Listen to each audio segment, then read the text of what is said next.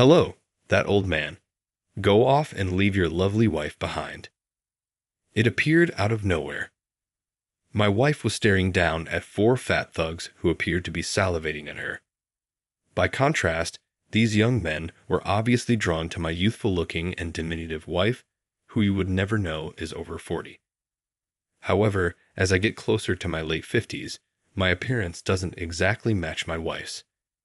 I am mistaken for her dad sometimes too, which gives the impression that I'm a pretty ordinary-looking guy. It appears that I am acknowledged as her spouse here.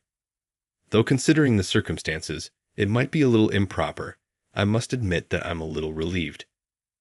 My wife has likely been approached by guys in a flirting manner before, having been approached by them frequently since she was a little girl.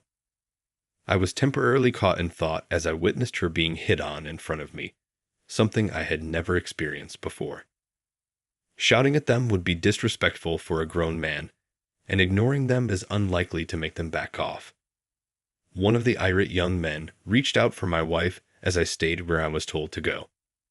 "Are you ready for this?" she asked, pushing his hand away at that very time. The thugs all said, "Huh," almost simultaneously, but I unintentionally said the same thing. In retrospect, I see that this event served as the impetus for me to take back control of my life. Bob is my name. This year is my 57th birthday. I'm regarded as tall for my age group at 6'3". Even if I'm not particularly agile, I think I still have respectable muscles and dexterity. That being said, I'm not easily intimidated, even if some punk gets on my nerves. It is most likely because of my military service that I am still physically fit at my age. I was in the military when I was younger. It appears that I was once stationed in a nation ravaged by protracted civil conflict. There, citizens engaged in gunfights under the command of rebel fighters, putting even youngsters in danger every day. Although the villagers might not have felt comfortable trusting a stranger like me, I try my best to safeguard them. The explanation for the frequent apparently and the ambiguous information seems to be that I lost both my right arm and my memory there. I awoke to find myself in a hospital bed. The sight of my bandaged body hurt more when I started to recollect things than the ache itself. Even more painful than the suffering was losing my identity. I couldn't remember my name, but I could still remember the words. I could comprehend. I knew the names of the objects I saw, and I knew what was necessary to survive, but that was all. Me? Who am I? From where am I? All traces of my identification had vanished. Now, how am I meant to live? My wife Catherine was the only source of hope I had in the depths of my sorrow. She never missed a day of visiting me while I was in the hospital. She was always by my side, even though I wasn't married, and to be honest, didn't even know who she was. "Even if you forget about me, it would be great if we could make a lot of memories from now on," she said to me. We got married, and she acquired my last name once I was released from the hospital. I had no place in the military and had to be discharged because I had lost a portion of my body and my memory had not returned. I was then paid a substantial sum of money. I could live off of it for the rest of my life if I was thrifty. It was enough money. However, I started looking for a job because I didn't want to do nothing. My dominant arm and memory were gone, so the occupations I could do were limited, and I got turned down for multiple jobs during interviews. I eventually got recruited by a tiny cleaning company. I was given assignments to clean offices and schools, locations where I could still function even without one arm. Though I couldn't recall my history, I had a happy life. Above all, my dear wife Catherine was waiting for me when I arrived home. I made the decision that this was my life going forward and that I would be happy to live out my days with Catherine. I retired at age 55 per her recommendation. Luckily, Catherine worked, and we had enough money saved up to live well in retirement. My intention was to work as long as possible, but I didn't want to worry Catherine, so I made the decision to retire. But again, I never really had any interests, so I had lots of spare time after I retired. My daily walks would qualify as a pastime if I had to choose one. I began going for nearly daily walks. That Monday morning was so lovely. I made Catherine's breakfast as usual and said goodbye. I got out of the house at about 9 in the morning, having done the laundry and some light cleaning. I suppose you could refer to me as a stay-at-home spouse because my primary responsibility is cleaning. Buying dinner at the grocery store was a regular stop on my way back from my morning stroll. There is a big housing complex on my walking route, and there is a big park in front of it without any playground equipment. I used to take breaks on the bench in the corner, which was my favorite place to be.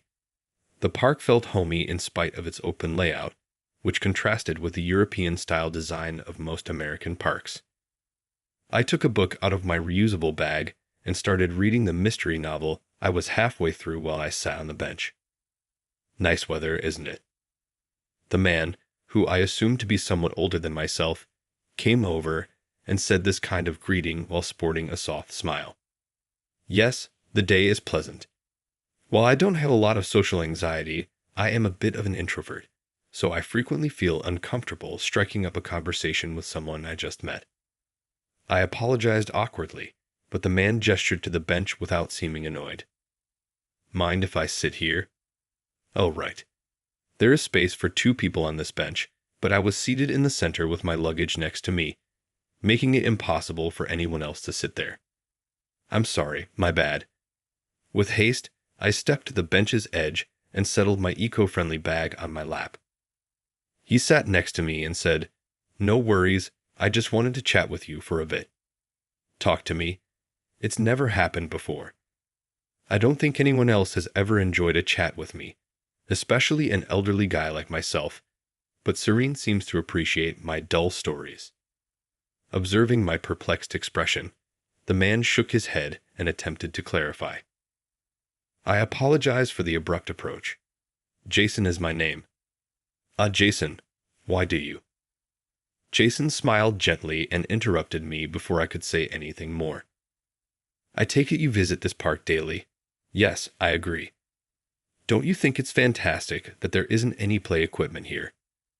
Given there isn't any playground equipment, I think it's more a plaza than a park, but given it's called Johnson Park, that makes sense. I'm not the type to mince words. Would you be willing to give some supplements a try? Add-ons? Does this man also sell health products, I wonder? Did he simply happen to choose the middle-aged man who appears to be a sports enthusiast to pitch to? Since this is a sample, it is provided to you at no cost. Kindly give it a try if you'd like. Jason said calmly, yet he pressed the pill into my palm. Well, if it's a free sample, you should probably take it.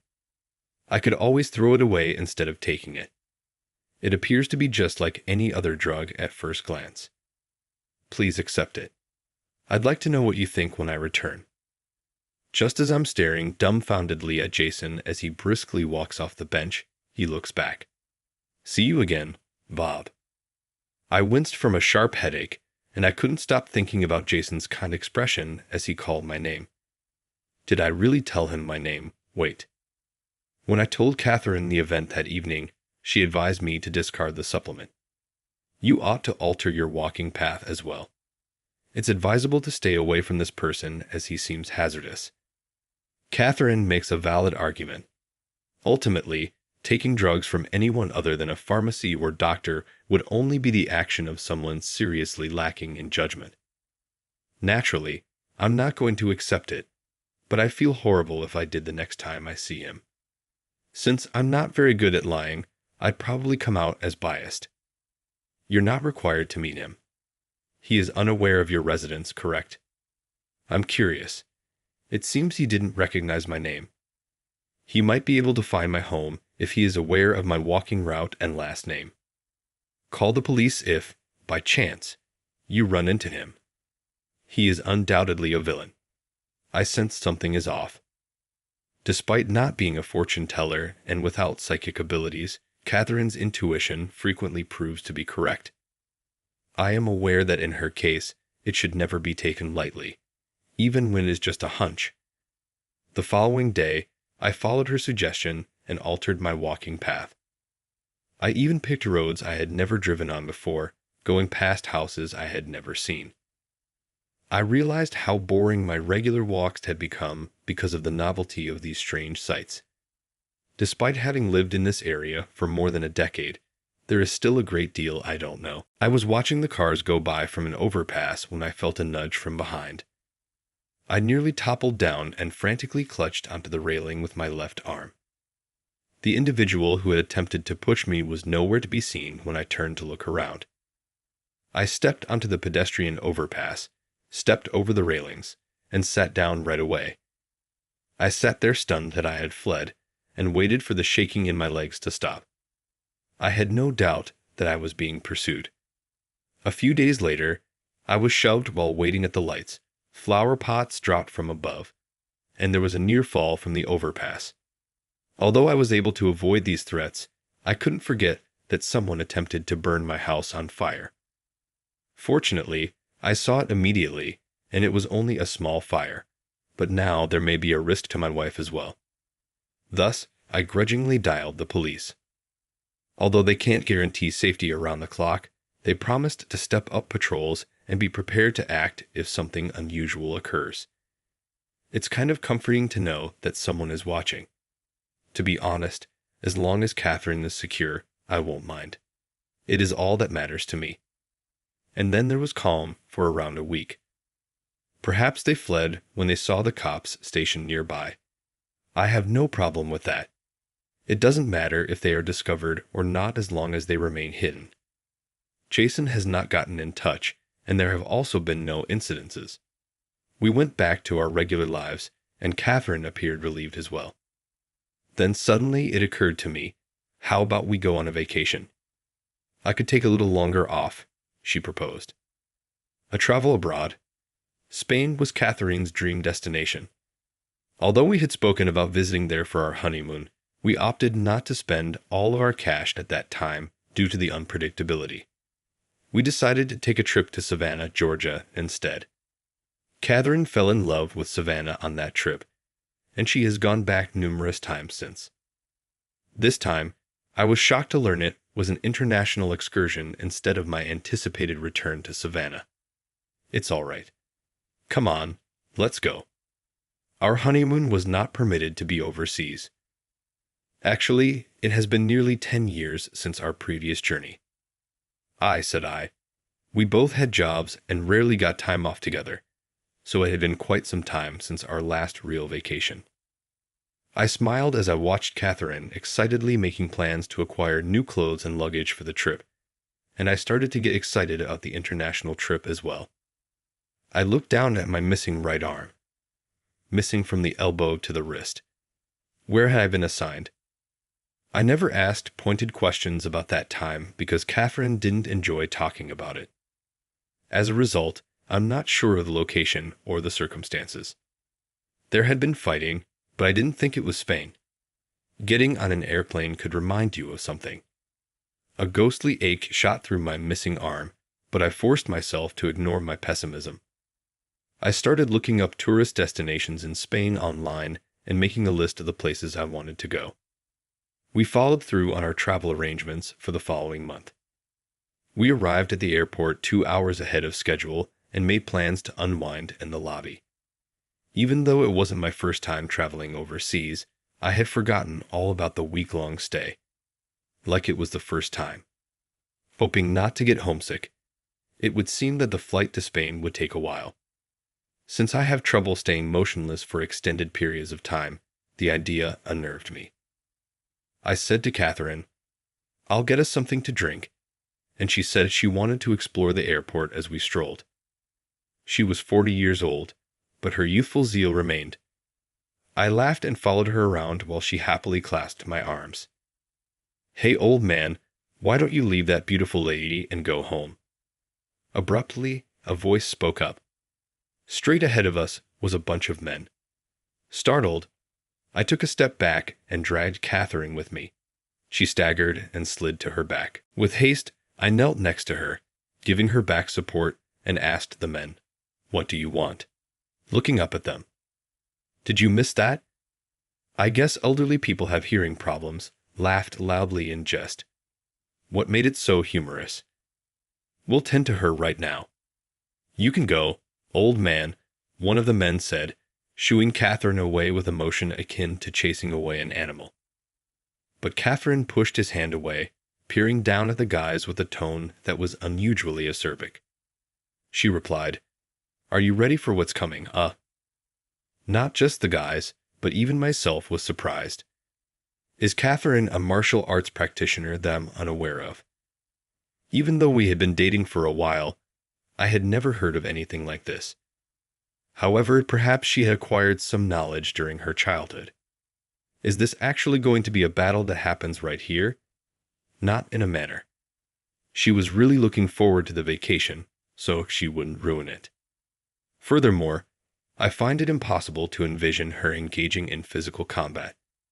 Does that imply that I have to intervene? I was stunned when I fixed my gaze on Catherine's face, and she returned the stare. Her look conveyed a range of difficult-to-pin-down feelings. After a brief moment of eye contact, Catherine turned away and bit her lower lip. I was unable to fully comprehend Catherine's emotions, and strangely enough, the males did nothing either.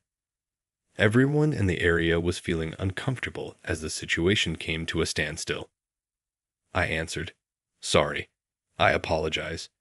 But then I said, "Why are you apologizing?"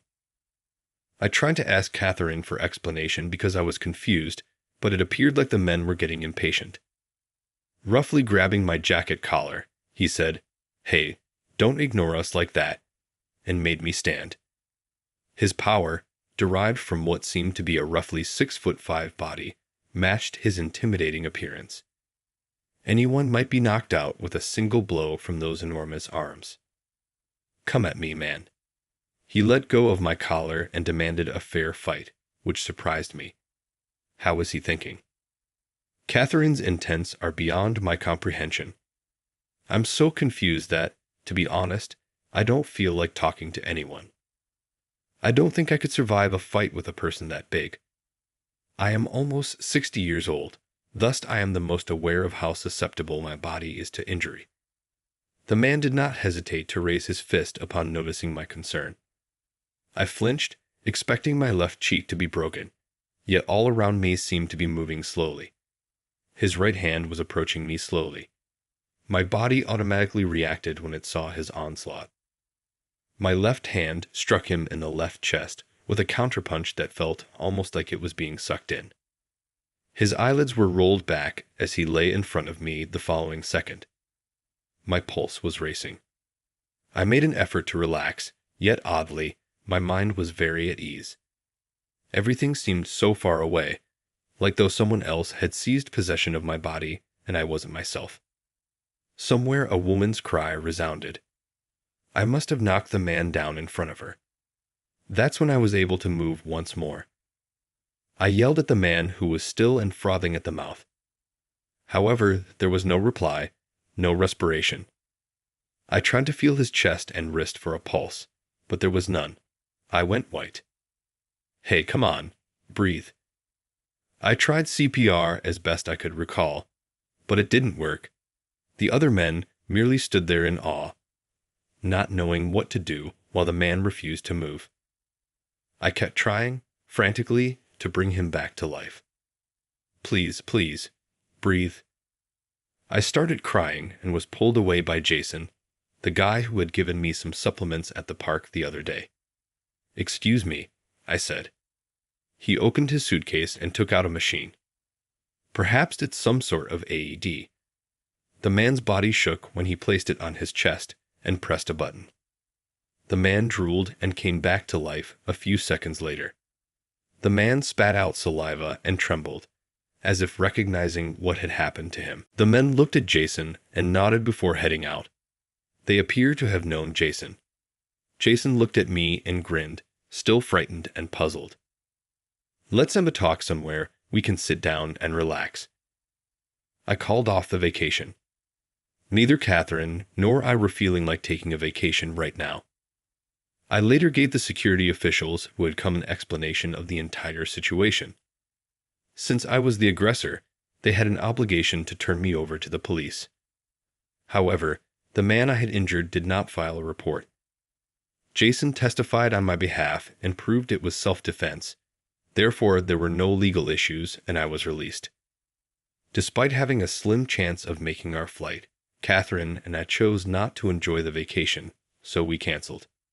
We went home with Jason, who wanted to talk in a quiet place.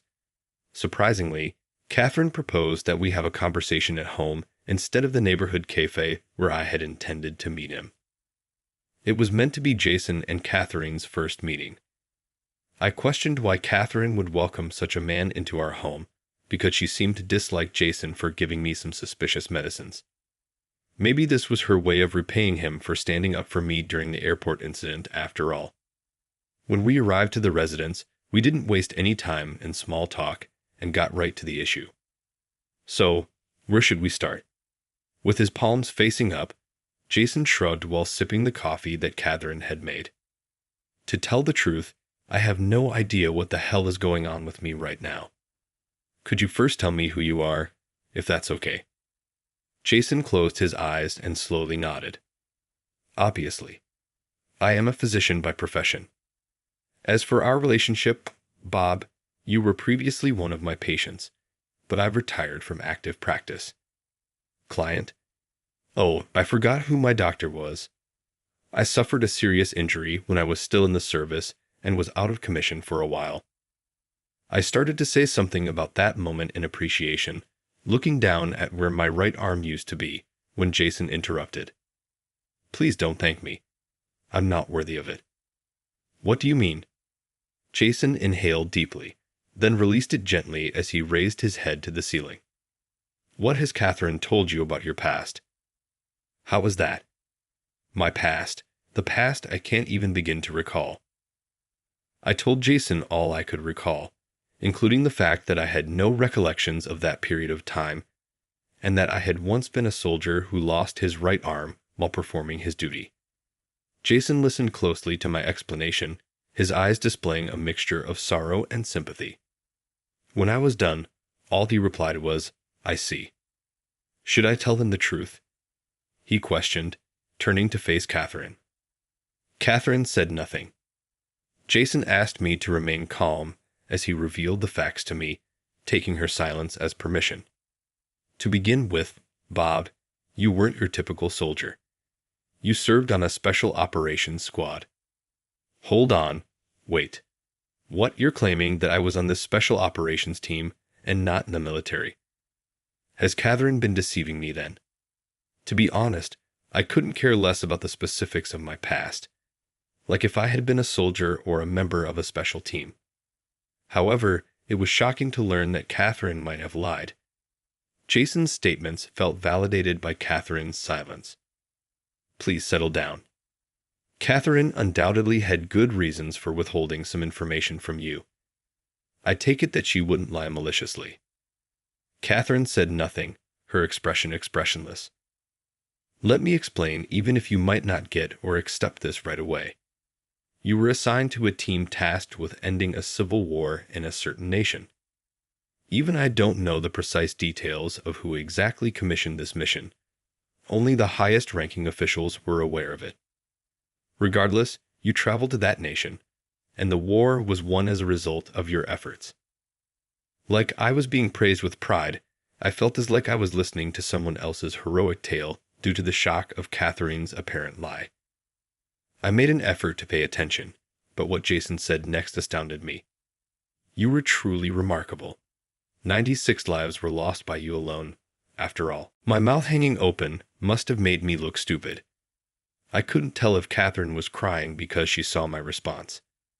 Naturally, you cannot be compared to some random criminals in these circumstances. Saying that you had already neutralized opposing forces with overwhelming power is probably more accurate. However, queries also surfaced at the same moment. Questions I put forward. Indeed, does peace make sense if it comes at the expense of other people's lives? Depriving others of their life.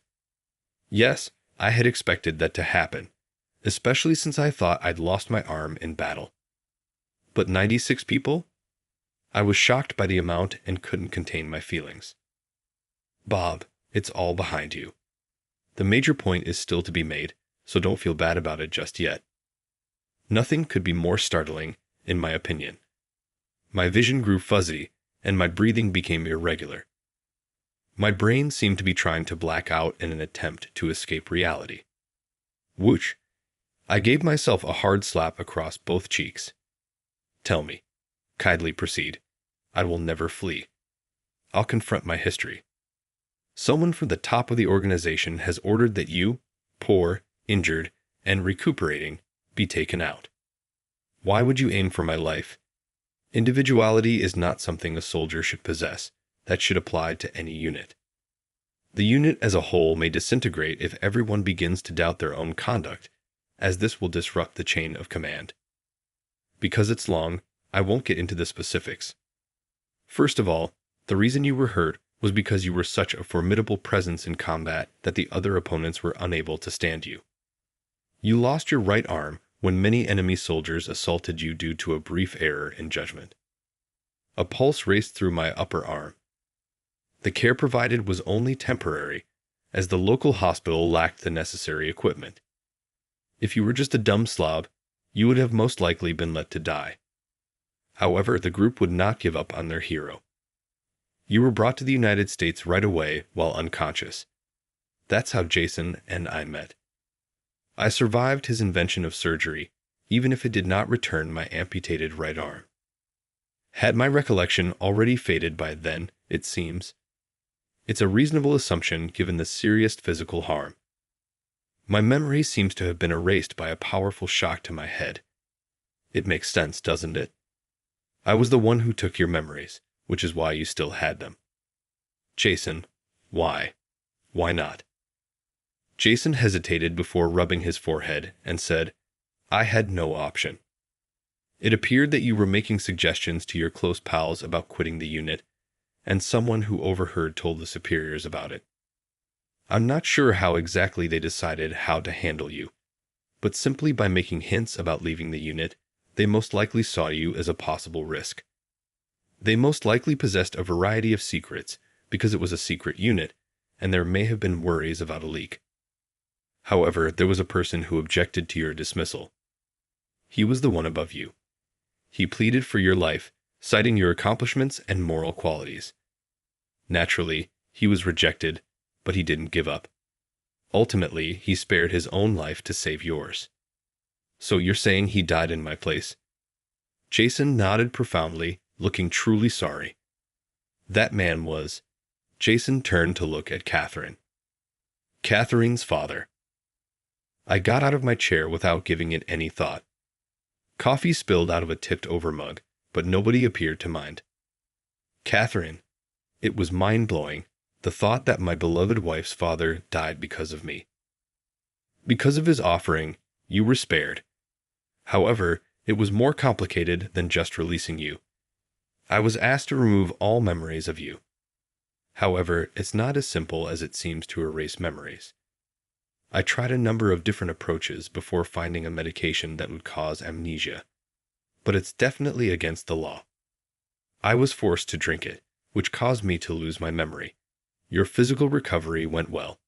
Saying smoothly in reference to memories can sound insensitive, yet we were able to remove them without any problems. You were reunited with Catherine, your former boss's daughter, and enjoyed a happy existence once you were deemed fit for discharge. Jason looked directly into my eyes as he closed the story with a strong sense of emotion. Now, why am I in front of you right now? It is to monitor your state. So you came to check if my memories are indeed gone. John gave a loud nod and clapped his hands. You pick things up quickly, precisely. However, isn't that incoherent? Why tell me everything about the past if your duty is to make sure I forget everything? Jason responded with a cheeky grin. You really pick things up quickly. It's easy. The group you were a part of wants your memories erased forever. Thus, all you have to do now is retake the amnesia medication. However, you would be suspicious if I instructed you to drink this out of the blue, wouldn't you? Similar to how you threw away the vitamins I gave you before. I made the decision to be open and ask that you only drink it if you want to for that reason. It will be removed from your mind nevertheless. Why not use this space to reveal the organization's secrets? Thus, Bob, if you accept this, then everything will work out. Jason held up a single pill in his palm and winked. This is the memory-erasing drug. Indeed, compared to the last version you took, this one is safer. Proceed. Accept it. Jason pressed the tablet firmly into my palm. With a sigh and a phew, he finished his coffee. It must be dry in his throat from all the talking. This lifts a weight off my shoulders. I'll forget about Catherine if I take this. Furthermore, I might possibly lose my identity. I was so overcome with terror that I just gazed at the pill in my palm. Don't you want to enjoy a quiet retirement with your spouse? I mean, a wise guy like you knows what I mean, right? Is there nothing else I can do? Ultimately, for someone like myself who has taken so many lives, to now yearn for my own happiness is rather bold. Furthermore, losing my memories seems like a tiny price to pay if taking this medication guarantees that Catherine won't suffer any harm. However, I apologize. It's too much for me. Don't give up, Bob. Don't lose heart after all this. Living under continual observation all the time. I want to save my memories of Catherine, not lose them. Even when she lied, Catherine has always supported me without question. It is not significant. She did it, I think, for my benefit. Furthermore, I have no doubt that she is not the type to take advantage of others. Above all, she is not the type of lady who would accept saving herself at the cost of another's suffering. I trust her because of this. Even her falsehoods are forgiven. I'm not sure what this group has in store for us, but I'll do everything in my power to keep her safe, even with my aging body. In addition, I'm lacking an arm. Little that I can do. To be honest, I'm not sure if I can keep Catherine safe till the very end, but I can commit the rest of my life to her and live it with her. Whoa, choking. Then Jason started throwing up. Catherine was unfazed, but I was stunned. Is this the last one? I've kept my word, right? Jason scowled at Catherine, who returned his icy stare. How does your own medicine taste? Where did you get this? You will not need to know. Even if I told you, you would forget. Jason writhed in agony, cursing, for 10 or so minutes before collapsing.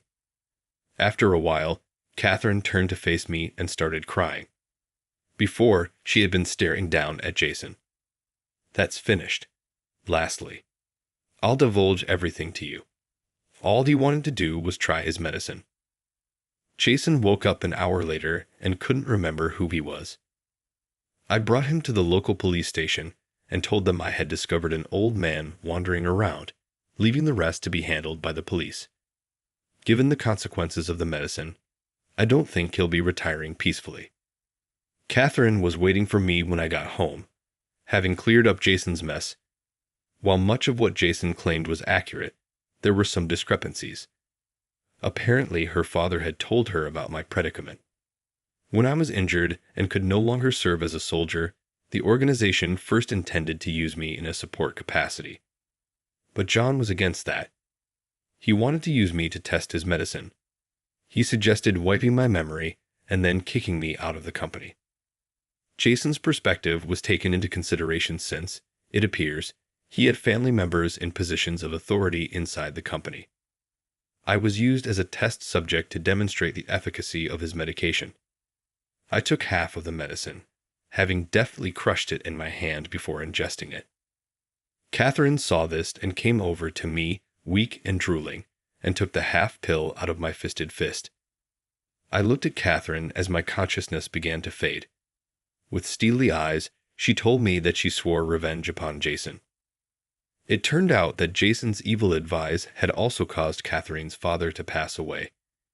Catherine's father was genuinely acting in the guise of taking responsibility for his workers, despite the fact that he had opposed making me take the unknown medicine until the very end. Catherine harbored a deep-seated grudge against Jason between her father and myself. However, we later got married and led contented lives. Catherine thought about moving on and living in peace with each other. She secretly hoped that I would never lose my will to fight and my need for revenge. She desired for us to face and defeat our adversary as a team.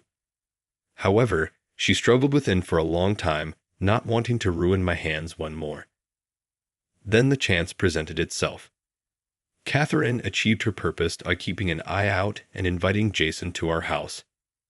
I apologize for my lies. I know you're upset, but I was unable to forgive him, especially for Jason. If you wanted a divorce, I could understand, Catherine remarked, forcing a grin. It was obvious to everyone listening to her tremulous voice that she was trying to project bravery. Not me alone. I don't blame you for lying, Catherine, and I would have wanted to exact revenge on your father for standing up for me until the very end, I said to Catherine. I can't remember her father or the feelings of that period, though I do remember it in a vague way. Even so, I have to have thought that was completely inexcusable. She is not affiliated with the group, thus she is unaware of the specifics. Her father, it seems, just told her about my treatment. In my memories from the past, I could have lost my right arm, but I still have you in my left arm. For me, that is more than sufficient. I gave Catherine a strong hug with my lone arm, and felt her thin, frail body cry in my arms. She appeared so exposed as a result. Jason's predicament turned into a side note. Jason's true identity remained a secret, but when he was spotted roaming around clearly confused, it caused considerable public curiosity. I was the one who found him, and for some reason the media got my address. Still, I refused to be interviewed and remained silent. As the one who was involved, it is only normal for me to remain silent. However, I find myself wondering why Jason lost his entire sense of self after taking the half-tablet, whereas I simply lost my memories. But thinking about it now is useless. My marriage to Catherine has remained happy and strong. We even took the much-awaited trip to Spain, enjoying our first international travel together. Catherine exclaimed with excitement that she'd hoped to travel to every nation in Europe. We'd have to live past 100 years old, even if we traveled to one nation annually. However, it seems worthwhile to live a long life